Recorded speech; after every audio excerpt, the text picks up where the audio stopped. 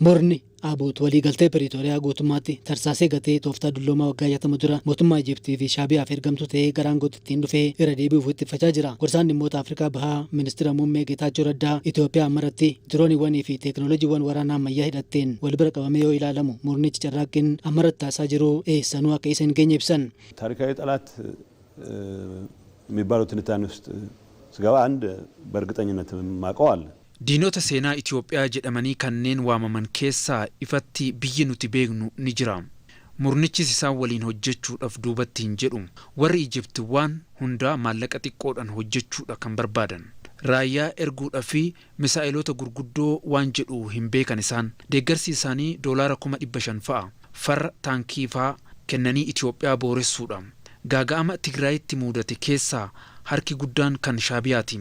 Shaabiyaan Abuut kan duubatti na deebisa.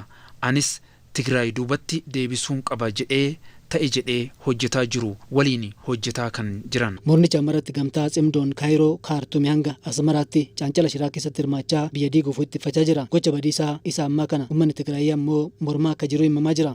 ከሻቢያ ጋር ጽምዶ ፈጥሮ ከሱዳን ጋር ከፋኖ ጋር ከተለያዩ Shaabiyaa waliin cimdoo uumee akkasumas Suudaanii fi faannoo waliinis hidhattoota Itoophiyaa keessa socho'an biroo waliinis ta'ee Itoophiyaa diiguudhaaf hojiin hojjetaa jiru olaanaadha. Garuu uummanni itti qabsaa'aa jira.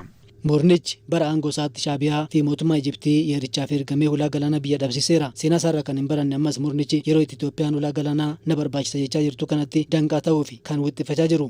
የሻቢያ የሀገርነት ጥያቄን የሻቢያ የባህር ጥያቄን የሻቢያ የጦርነት ጥያቄን በአግባቡ የሚመልስ ፓርቲ ቢኖር ህወሓት ነው። Abuut keessa mirri firummaa Shaabiyaa jira. Shaabiyaan piroojeektii Kaayiroo itti fufsiisan raawwachiifti. Uummanni bal'aan garuu kana hin beeku. Iccitiin hojjete waan ta'eef gaafii ulaa galaanaa kan deebisuu fi qabu Abuut ta'uu qaba ture. Sosochii cimdoon warqee dhoksaadhaan garas ergaa garas irraa ammoo meeshaa waraanaa galchaa turan. Daldala namaa raawwachaa turan. Aangoo naannichaa humnaan qabatanii dargaggoota ajjeesaa sadarkaa har'a irra jiru irraan nu gahaniiru.